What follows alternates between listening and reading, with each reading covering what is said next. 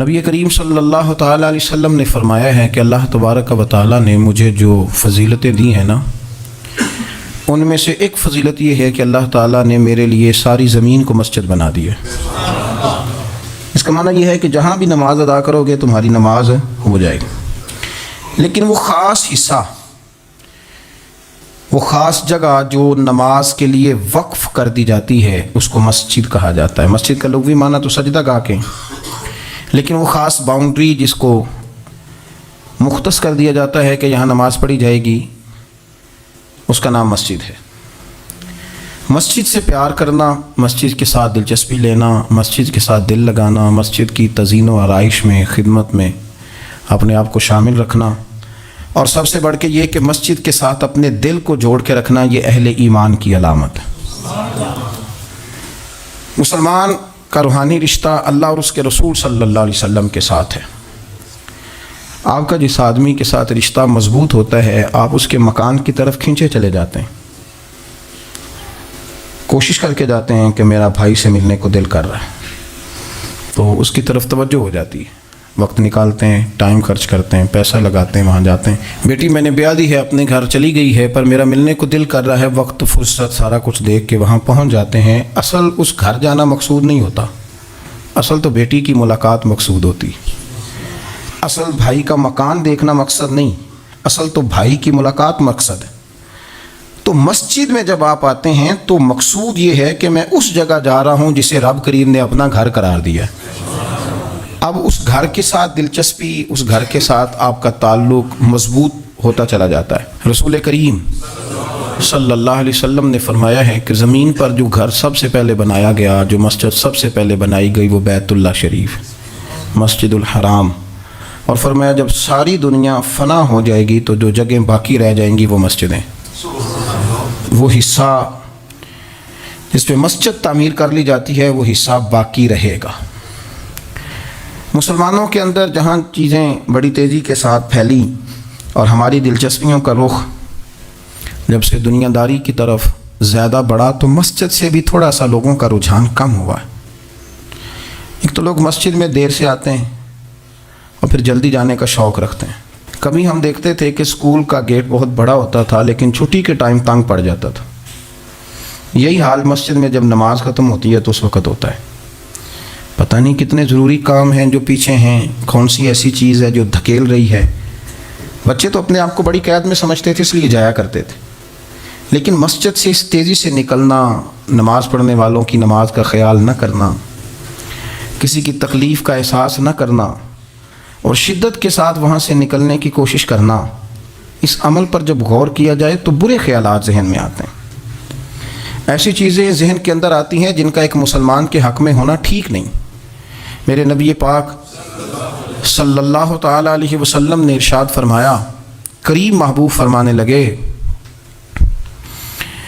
کہ 7 شخص ایسے ہیں کہ قیامت کے دن اللہ کے عرش کے سائے کے علاوہ سایہ نہیں ہوگا، تو رب کریم ان 7 بندوں کو اپنے عرش کا سایہ عطا فرمائے گا۔ وہ 7 لوگ ہیں، ان میں سے نبی پاک صلی اللہ تعالیٰ علیہ وسلم نے ایک شخص وہ بیان کیا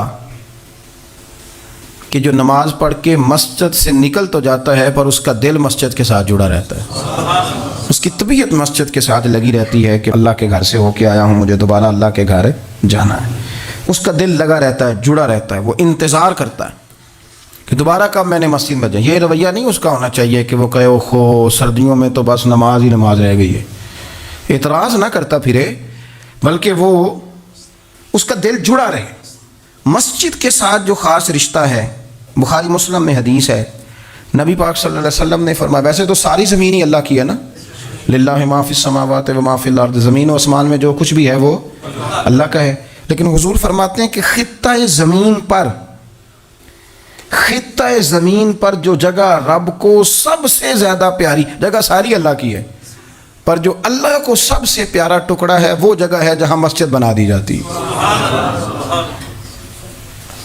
وہ خاص خطہ، آپ ذرا حدیث کے لفظوں پر غور کریں، فرمایا احب البلاد، وہ اللہ کا محبوب ٹکڑا ہے زمین پر جہاں مسجد بنا دی جاتی ہے۔ وہ اب آپ اندازہ کریں کہ وہ پیسے کتنے قیمتی ہیں۔ جو کمائے کسی نے تھے، لاگ مسجد میں گئے اور محبوب کس کے ہو گئے؟ اللہ تعالیٰ کے. یعنی میرے تیرے کمائے ہوئے پیسے اللہ کے محبوب پیسے تب بنیں گے جب اللہ کے گھر میں خرچ ہو جائیں گے. تعمیر مسجد پر، تشکیل پر، فرمایا یہ سب سے زیادہ اللہ کو. اور سید عالم صلی اللہ تعالیٰ علیہ وآلہ وسلم نے ارشاد فرمایا کہ اللہ تبارک و تعالیٰ کو زمین پر، زمین ساری ہی اللہ کی ہے، لیکن اللہ تبارک و تعالیٰ کی زمین پر جو جگہ اللہ کو ناپسند ہے وہ جگہ ہے جہاں بازار بنا دیا جاتا ہے، جہاں مارکیٹیں بنتی ہیں، جہاں لوگوں کے ساتھ ظلم ہوتا ہے، دھوکے ہوتے ہیں، جھوٹ بولا جاتا ہے. یہ بخاری مسلم کی حدیث. ناپسندیدہ زمین کا ٹکڑا وہ ہے جہاں بازار بنتا ہے، اور پسندیدہ ٹکڑا وہ ہے جہاں شوق کس بات کا زیادہ، میری مارکیٹ ہو کہ میرے نام کی مسجد ہو. یہ میری زمین کا جو ٹکڑا میری مارکیٹ ہو، میرا پلازا ہو، اور پچھلا مکان خرید کے نہ تو ایک لائن پیچھے نکالتا ہوں، 12 دکانیں ادھر ہو جائیں گی، 12 دکانیں ادھر ہو جائیں گے، پھر حساب نکالتا ہے کہ 20,000 ایک کا کرایہ ہے تو کتنا بنا مہینے کا. اس کو یہ نہیں پتا کہ تیری یہ زمین تھی اللہ کی، اب تو نے اس کا وہ اشر کیا ہے کہ یہ ناپسندیدہ ترین ہو گئی، ناپسندیدہ ترین. اور اگر تیری ہی زمین ہو، اپنی خوش قسمتی تو دیکھیں کہ میری زمین، میرے پیسے، اور جب میں نے مسجد بنا دی تو وہ پیسے رب کے پیارے ہو گئے، وہ زمین اللہ کی محبوب ہو گئی، وہ پیسے پیارے ہو گئے، وہ محبوب ہو گئے. لیکن بڑا ہی مشکل کام ہے. مسجدوں میں اعلان ہوتا ہے کہ بل آ گیا ہے، کو مہربانی کرو، اور پھر پکے سچے حاجی، نمازی، نیک صالح پرہیزگار بندے بڑی مشکل سے جیب میں ہاتھ ڈالتے ہیں، اور جو باہر آتا ہے اس میں پورا 100 روپیہ نکل آتا ہے، پورا ہی 100. یعنی کہ اور گننے میں آپ کو پتہ ہے 1-1 روپیہ کر کے گنے تو 5-7 منٹ تو 100 گننے میں لگ ہی جاتے ہیں، پھر وہ گننا پڑتا ہے. اور مسجد کی ٹوپیوں میں سے، مسجد کے گلوں میں سے اکثر وہ لوٹ نکلتے ہیں جو دکاندار لیتا ہی نہیں، وہ کہتے ہیں اللہ کو دے آتے ہیں جا کے. دیکھیں اپنا رویہ اس لحاظ سے درست کریں، اس لحاظ سے درست کریں کہ جس طرح میرے لیے اپنا گھر بنانا ضروری ہے نا، اسی لیے میرے لیے مسجد بنانا بھی اسی طرح ضروری ہے. جب حضور جتنا عرصہ تک مکہ شریف میں تشریف فرماتے تو زیادہ وقت مسجد الحرام میں گزارتے تھے، اور جب قریب محبوب صلی اللہ تعالیٰ علیہ وسلم، محبوب دو عالم علیہ السلام مدینہ طیبہ تشریف لے آئے تو حضور نے سب سے پہلے مسجد قباء کی تعمیر فرمائی.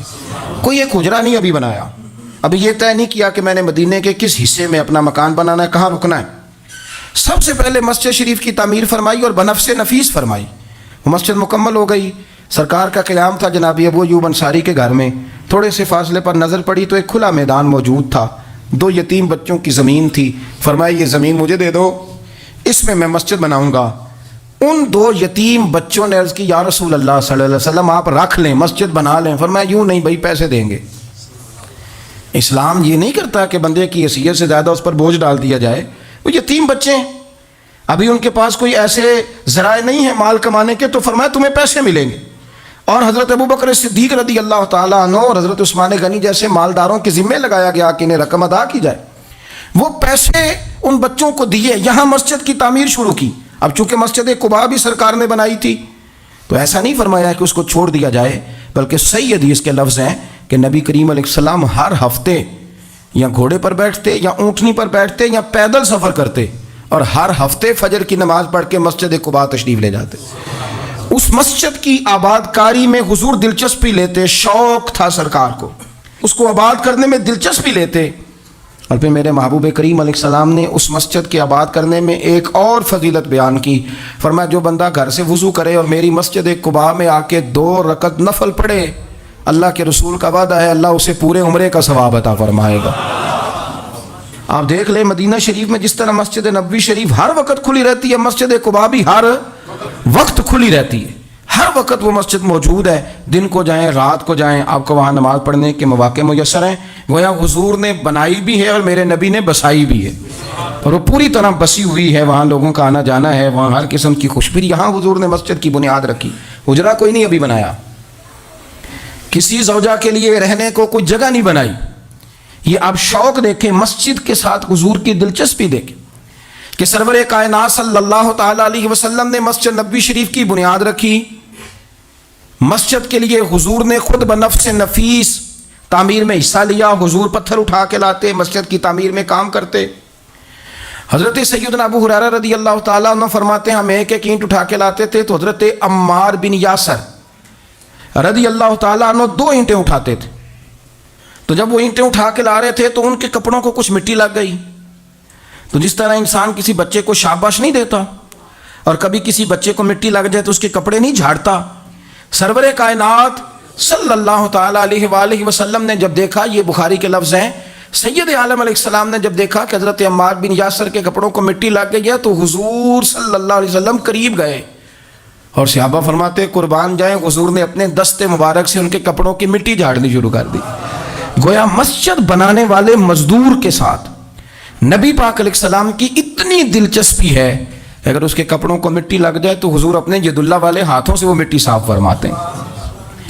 ہمارے ہاں اول تو ہمارا مزاج نہیں مسجد کی طرف توجہ دینے کا. اگر کوئی 2-4 بندے مسجد کی کمیٹی میں کبھی زبردستی الجھ جائیں، ان کو الجھا ہی لیا جائے، تو سب سے پہلا فتویٰ یہ لگتا ہے کہ یہ بندہ خزانچی ہے، مسجد کو کھا گیا. سب سے پہلا فتویٰ اس کو یہ لگتا ہے. اور اکثر آپ ناراض نہ ہوں، یہ باتیں وہ لوگ کرتے ہیں جو ایک دھیلا نہیں دیتے مسجد میں.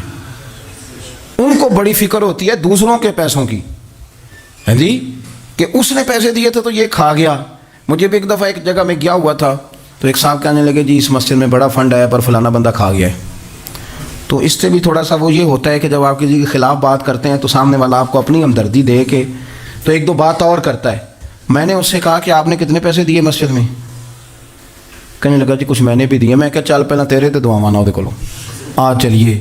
کہنے جی نہیں وہ تو میں دے چھڑے. تو میں کہا پھر جنہیں دیتے سن انہوں بھی دے ہی چھڑے کہ توں حساب لینا ہے کہ اللہ لینا ہے. اتنا زیادہ ٹینشن لینے کی کیا ضرورت ہے آپ کو؟ اس بندے نے بھی مرنا ہے، قبر میں جانا ہے. میں کیا بھائی تیرے تے دعائیے نہ پیسے جڑے تیرے کھا گیا تو تے وصول کرنا تو باقیوں کے دیکھے جائیں گے. آپ کو یہ توفیق نہیں ہے کہ آپ تھوڑا سا آگے بڑھیں، کام دیکھیں، اخراجات دیکھیں، معاملات دیکھیں کسی بھی مسجد کے. آپ تنقید کر رہے ہیں کمیٹی پہ مفت کی اور اس کا نتیجہ کیا نکلتا ہے؟ مسجدوں میں جھگڑے ہوتے ہیں، فسادات ہوتے ہیں، دنگا ہوتا ہے. اور امام صاحب بیچارے انہوں نے بھی تو پھر کو پارٹی رکھنی ہوتی ہے، جینا تو ہے نا دنیا میں. وہ بھی پھر کبھی کبھی دیکھ لیتے ہیں کہ اب پارٹی بھاری کیڑی ہے تو اس کی طرف وہ توجہ کر لیتے ہیں. پھر وہ بھی ایک نیا دنگا شروع ہو جاتا ہے کیونکہ مسجد میں امام اس نے رہنا ہے جس نے بندوں کو راضی رکھنا ہے، اس کی پابندی ہوتی ہے. ایک نے کہہ دیا تو کھل کے نماز پڑھا، سویرے ہی تو مزہ ہوتا ہے نماز پڑھن کا، تو دوسرا کہتا ہے قاری صاحب آپ تو فارغ ہیں، ہم نے تو ڈیوٹی بھی کرنی. مسجد کی آباد کاری میں آپ حصہ لیں، چیزوں کو دھیڑنے میں آپ کردار نہیں ادا کریں، کیونکہ مسجد اللہ کی رضا کے لیے. اور میرے نبی پاک علیہ السلام نے فرمایا جس نے اللہ کی رضا کے لیے مسجد بنائی اس نے اپنے لیے جنت میں مکان تعمیر کرا لیا ہے. شرط یہ ہے کہ اللہ کی رضا کے لیے پارٹی بازی کے طور پر مسجد نہ بنائے، رضا الہی کے لیے مسجد بنائے. اس نے اپنے لیے جنت میں مکان بنا لیا ہے. مسجد کے ساتھ دلچسپی ہونی چاہیے، مسجد کی صفائی کریں، مسجد کے ساتھ آپ دیکھیں کہ کون سا بلب خراب ہے اس بلب کو آپ چینج کر دیں. آ کے تنقید کر کے چلے جانا کہ فلانا بندہ فلانا کام نہیں کرتا، یہ تو بڑا آسان کام ہے، یہ تو آپ کسی سے بھی کرا لیں. یہ تو لیکچر ساری دنیا دیتی ہے کہ فلانا غلط ہے فلانا غلط ہے. چیزوں کو غلط کہنا، بندوں کو غلط کہنا یہ آسان ہے، لیکن غلط چیزوں کو ٹھیک کر لینا یہ مشکل کام ہے. یہ والا میرے بھائی فریضہ سر انجام دیں. کوشش کریں کہ مسجد کے آپ قریب آئے. حضرت تمیم داری رضی اللہ تعالیٰ عنہ میرے نبی کریم کے صحابی ہیں. انہوں نے نا سب سے پہلے مسجد میں آ کے چراغ جلایا تھا. اتنے راضی ہوئے میرے نبی پاک، اتنے راضی ہوئے، فرمایا تمیم تو نے مسجد میں چراغ نہیں جلایا، تو نے تو اپنی قبر روشن کر لی ہے. اور فرمایا تم نے تو مکمل نور حاصل کر لیا ہے، مکمل. اور خاص حضور نے ڈیوٹی لگائی سیدنا بلال حبشی کی، وہ مسجد کا خیال کرتے، مسجد پہ توجہ دیتے. مسجد نبوی میں کون سی چیز کہاں کس انداز میں کرنی ہے، حضرت بلال وہ خدمت سر انجام دیتے. نبی پاک علیہ السلام مسجد کے لیے مختلف اوقات میں مختلف احکام جاری کرتے. پہلے سرکار دو عالم صلی اللہ علیہ وسلم نے ایک دروازہ مخصوص کر دیا تھا. فرمایا بھئی ایک فیصلہ میرا یہ ہے کہ اس گیٹ سے صرف عورتیں آئیں گی، مرد نہ داخل ہوں. حضور نے وقف کر دیا عورتوں کے لیے. پھر ایک وقت ایسا آیا کہ نبی پاک صلی اللہ علیہ وسلم کے بہت سارے صحابہ نے جن کے گھر مسجد کے بالکل ساتھ ساتھ تھے، انہوں نے مسجد کے اندر دروازے کھول لیے تھے، مسجد میں آیا کرتے تھے. اللہ کے رسول صلی اللہ علیہ وسلم نے فرمایا بھئی اب جماعت کا وقت ہوتا ہے اور بالکل دروازہ مسجد کے اندر تم نے کھولا ہوا ہے تو کچھ چیزوں میں مشکل پیدا ہوتی ہے، لہذا سارے دروازے بند کر دو، ایک دروازہ کھلا رہے، اور وہ ہے جناب ابو بکر صدیق کا. وہ آج بھی کھلا ہے مسجد نبوی میں. اس کو وہ دروازے کو بند نہیں کرتے، کبھی ضرورت ہو تو وہ آگے کوئی کنات لگا دیتے ہیں. دروازہ وہ ہمیشہ کھلا رہتا ہے اس لیے کہ اس کو میرے نبی پاک نے کھولا ہے. وہ دروازہ کھلا رہتا ہے. حضور نے مختلف اوقات میں مسجد کی تزئین و آرائش میں, اس کی وسعت میں دلچسپی کا اظہار کیا. حضرت بلال جھاڑو دیتے, آنے والے لوگوں کا خیال کرتے. مجھے کہہ لینے دیں, اس کو سیاسی نعرہ نہ سمجھیں, مجھے کہنے دیں, اور میں بہت ساری احادیث اور بہت ساری سیرت کی کتابوں کا نچوڑ ایک جملے میں بیان کرتا ہوں. مسجد نبوی ایک پارلیمنٹ ہاؤس کا درجہ رکھتی تھی. اسی میں سارے فیصلے ہوتے تھے, اسی کے اندر کافروں کے ساتھ جو معاملات تھے وہ طے ہوتے تھے, اسی میں ہر چیز سیٹ ہوتی تھی مسجد کے اندر. ہماری سیاست ناپاک اس لیے ہوئی ہے کہ ہم نے مسجد سے باہر نکال دی. جب تک یہ مسجد کے اندر تھی, وضو کر کے لوگ بیٹھتے تھے, قرآن پاک کی آیات بیان کر کے اپنا موقف بیان کرتے تھے. بڑا صاف ستھرا نظام چلتا تھا. امیر المومنین کا پارلیمنٹ ہاؤس مسجد ہوتی تھی. وہ مسجد میں بیٹھ کے سارے کام کرتے تھے, اور مسجد کے پاکیزہ ماحول کے اندر سارے کام مکمل کیے جاتے تھے. حضرت سیدنا بلال حبشی کی ڈیوٹی تھی. جن لوگوں نے مسجدیں بنائی ہوتی ہیں ان کو مسجدوں سے پیار بھی بڑا ہی ہوتا ہے. اور میں اکثر آئمہ مساجد کو میں نے دیکھا ہے, امام صاحب نہ بیچارے, پہلے انہوں نے بندہ تلاش کرنا ہوتا ہے جو ان کی جگہ پہ نماز پڑھائے, پھر انہوں نے کہیں جانے کا وعدہ کرنا ہوتا ہے, پھر وہ 15 فون کرتے ہیں, فلانے کے پاس چابیاں وہ لے کے جماعت کرا دینا. بڑا پیار کرتے ہیں مسجد سے, بڑا. لیکن اس بیچارے کا ایک قدم بھی مسجد میں پکا نہیں ہوتا.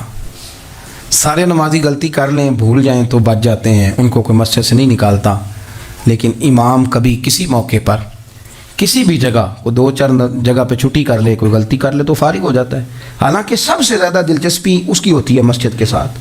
ہم مسجد کی آباد کاری میں جب ذوق پیدا کریں گے, نبی پاک صلی اللہ علیہ وسلم جب سفر پہ جاتے تھے تو سب سے آخر میں مسجد نبوی شریف میں آتے, نماز پڑھتے, اور جب سفر سے واپس آتے تو سب سے پہلے مسجد میں آتے, نماز ادا کرتے. حضرت بلال حبشی مسجد کی خدمت کرتے تھے. پھر حضور کے وصال کے بعد وہ ملک شام تشریف لے گئے, وہاں انہوں نے وقت گزارا. حضرت عمر فاروق رضی اللہ تعالیٰ عنہ جب ملک شام کے دورے پر تشریف لے گئے اپنے دور خلافت میں, تو کہتے ہیں میں جناب بلال حبشی سے ملنے گیا, تو کہتے ہیں حضرت بلال نے سب سے پہلے مجھ سے پوچھا کہ بتاؤ میرے نبی پاک کی مسجد کا کیا حال, وہ فلاں کونے کی کیا پوزیشن ہے, فلاں جگہ اب کیا حالات, وہ فلاں جگہ سیدہ عائشہ کے حجرے کے پاس فلانا کام ہونے والا تھا, اس کی کیا پوزیشن ہے.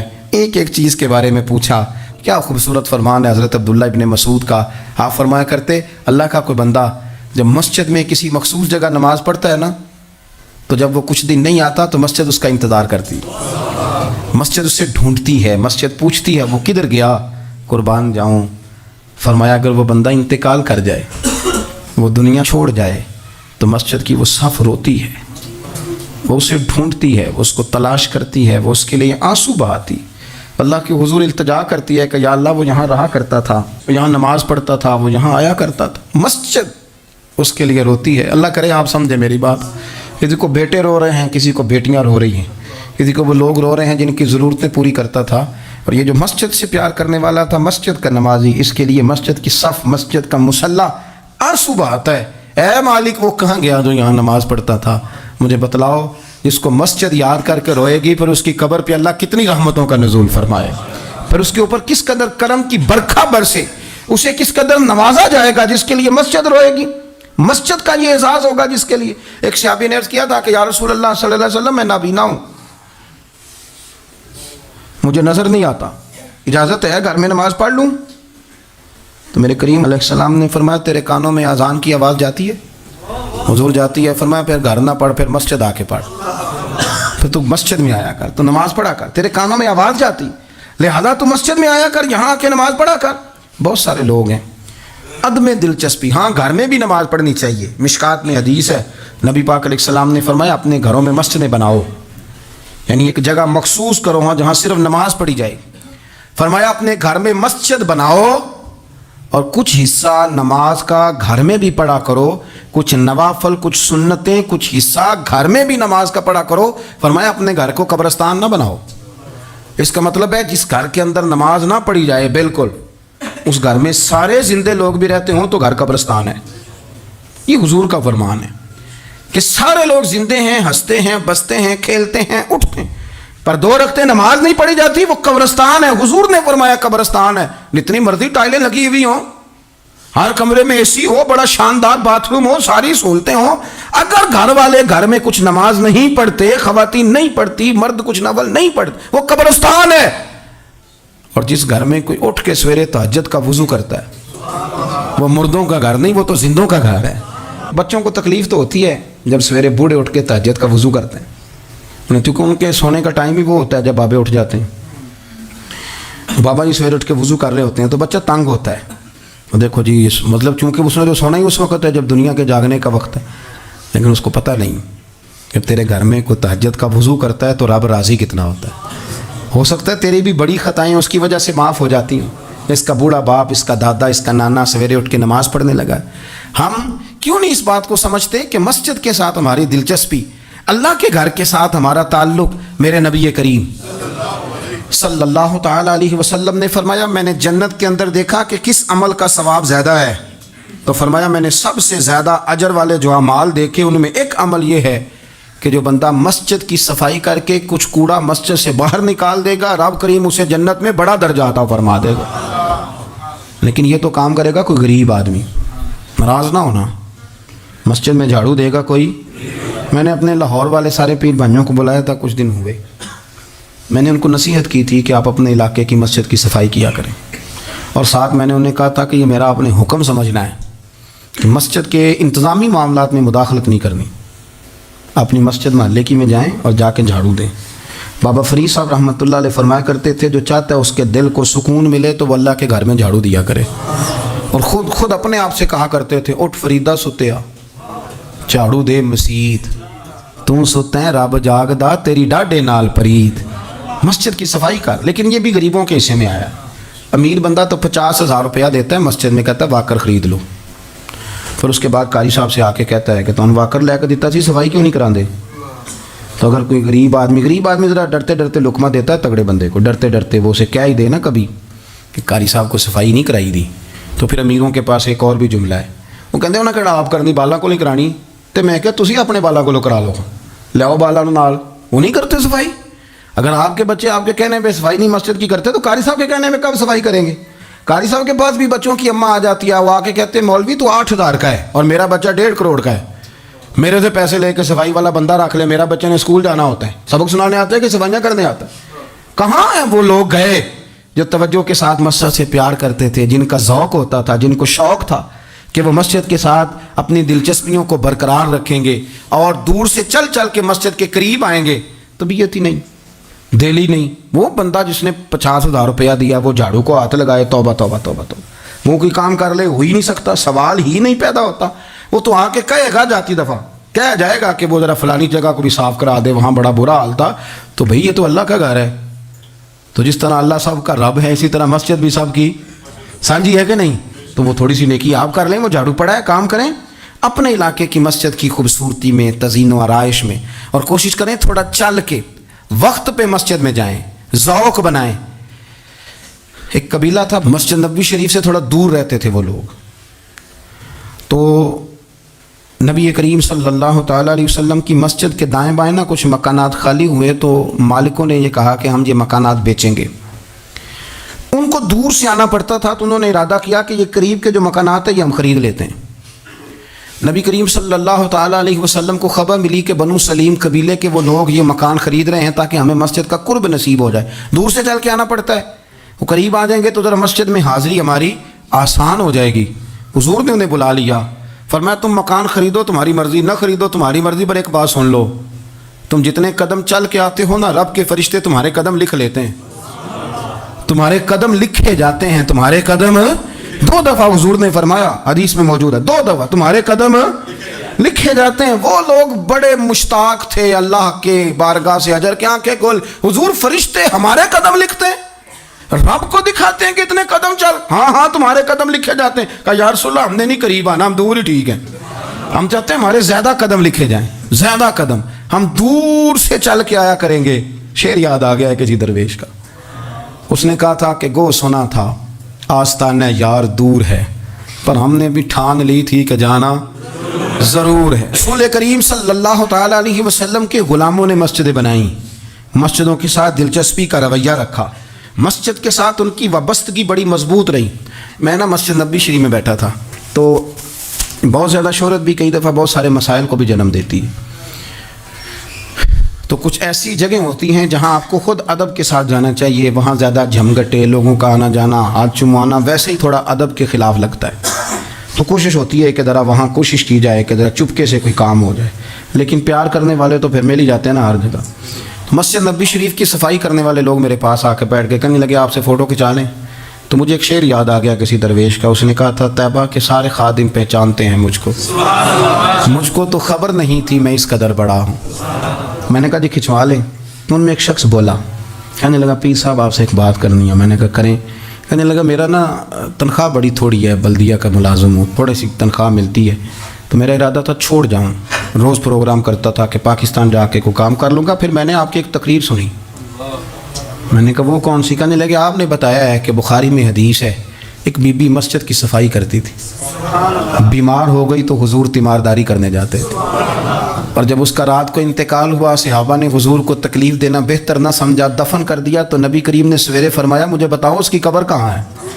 حضور نبی پاک خود رسول کریم ساری امت گنبد خضرا پہ اور نبی پاک اس قبر پہ چلے گئے جو مسجد میں جھاڑو دیتی تھی. اس کی قبر پہ کھڑے ہو گئے اور فرمایا صفیں بناؤ بھائی میں دوبارہ جنازہ پڑھوں گا. حضور نے جنازہ دوبارہ پڑھا. وارث نے جنازہ نہ پڑھا ہو تو دوبارہ پڑھانا جائز ہے. حضور تو وارث ہے نا ساری امت کے. دوبارہ جنازہ پڑھا. کہنے لگے وہ میں نے آپ کی زبان سے کہیں وہ روایت سن لی تھی. تو 3 بجے ہوئے تھے رات کے پاکستان میں, سارے سو رہے تھے, پر میں نے گھر فون کیا. میں نے کبھی تنخواہ جنی جی نیچی گزارا کرنا دے, میں تو بڑے کام لگا ہوں سرکار کی بارگاہ میں, یہاں مسجد کی صفائی کرتا ہوں. میری تو بڑی شان بنے گی اگر رسول کریم اس بی بی کی قبر پہ تشریف لا کے مہربانی کرتے ہیں, تو مجھے امید ہے میرے اوپر بھی رحم فرمائیں گے. تو تنخواہ تھوڑی صحیح پر نصیب تو بڑا اونچا ہے نا. تو میں کوشش کرتا ہوں کہ یہ تعریفیں چھپا کے رکھی جائیں, پر میں نے اسے کہا میں کہ تھوڑا اونچی بول اور ذرا گنبد شریف کی طرف منہ کر کے بات کر, تاکہ گواہی ہو جائے نا, گواہی ہو جائے. عرش پہ تازہ چھیڑ چھاڑ, فرش پہ طرفہ دھوم دھام, کان جدھر بھی لگائیے تیری ہی داستان, کان جدھر بھی لگائیے تیری ہی او یارو بڑا خوش بخت نہیں وہ آدمی جس کو اللہ تبارک و تعالیٰ کے گھر کی حاضری کا یہ موقع نصیب ہو. وہ تھوڑا ذوق بنائے, وہ مسجد میں جائے, مسجد کے ساتھ پیار کرے, مسجد کے ساتھ اس کی دلچسپی ہو, مسجد میں وہ چراغ جلائے, مسجد میں وہ جھاڑو دے, وہ مسجد کی صفائی کا خیال کرے, وہ دیکھے کون سی چیز ہے مسجد کی جو صحیح ہونے والی ہے اس کا خیال. اور بڑا ہی خوش بخت ہے. آپ یقین کریں مجھے سب سے زیادہ اس بندے سے پیار ہے جس کو فکر رہتی ہے کہ ٹائم ہو گیا میں نے مسجد کھول لی. کچھ ائمہ مساجد, کچھ مؤذنین, کچھ جن کے پاس چابیاں ہوتی ہیں, میں نے دیکھا ہے بڑے وقت پہ جائیں گے, مسجد کھولیں گے, صفیں بچھائیں گے. یہ بڑے خوش بخت لوگ ہیں. یہ میرے نبی پاک کے پیارے ہیں. یہ رسول اللہ صلی اللہ علیہ وسلم اپنے اپنے علاقے کی محلے کی مسجد سے پیار کریں, وہاں آپ ڈیوٹی کریں. ہمارا نا جو بندہ ڈیوٹی کرتا ہے وہ نہ کچھ سربراہی بھی لینا چاہتا ہے, بغیر سربراہی کے ڈیوٹی کریں. دیکھیں آپ وہاں کیا خدمت سر انجام دے سکتے ہیں, کس طرح کر کے آپ اپنا کردار, آپ کی طبیعت بڑی ٹھنڈی رہے گی. آپ اللہ کے گھر سے پیار کریں گے تو اللہ آپ کے گھر کو آباد کرے گا. آپ کو بڑی ساری برکتیں, بڑی ساری سعادتیں ملیں گی, بڑی ساری نعمتیں آپ کو میسر آئیں گی. ایک دفعہ میں یہاں نا نماز پڑھ کے نا تھوڑا میں کبھی جب میں خود جماعت کرایا کرتا تھا شروع میں, تو میں یہاں تھوڑا سا گھومتا تھا کئی دفعہ باہر گلی میں.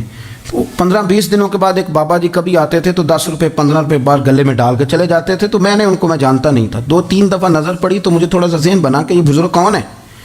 میں نے ایک دن ان سے کہا, میں نے کہا بزرگوں آپ اکثر آتے ہیں اور 10-15 روپے آپ گلے میں ڈالتے ہیں اور آپ چلے جاتے ہیں, پھر جدھر سے آپ آتے ہیں, یہاں تو نا بندہ رستے سے گزر رہا تھا تو جاتی دفعہ مسجد نظر آئی تو اس نے کچھ ڈال دیا تو واپس لوٹ جاتے ہیں. کہنے لگے مولوی صاحب میرا ایک ذہن ہے کہ ہر مسجد میں میرے نام کی ایک اینٹ لگ جائے, اور میرا ذہن ہے, میں غریب سا بندہ ہوں, زیادہ پیسے میں دے نہیں سکتا, تو میں نے مسجدیں رکھی ہوئی ہیں, تو میں ہر مہینے ہر مسجد میں جتنی میں نے رکھ لی ہیں میں جاتا ہوں, تو اپنے حصے کی نا میں اس میں جو میرے سے ہو سکتا ہے میں کتنا اچھا ذوق ہے, کتنی اچھی طبیعت ہے. ضروری ہے کہ آپ کے پاس 15 لاکھ روپیہ ہوا, آپ الگ سے ایک مسجد بنائیں, پٹی لگوائیں, تبھی کام چلے گا. ان بزرگوں کے 10 روپے سے شاید پوری اینٹ بھی نہ لگتی ہو, لیکن ایک دلچسپی کا اظہار تو ہوا نا, مسجد کے ساتھ وابستگی تو نظر آئی نا. تو آپ اپنے علاقے کی مسجد کے ساتھ پیار کریں, اس کا قرب اختیار کریں, اس کے قریب جائیں. اللہ ہمیں سمجھنے کی توفیق عطا فرمائے.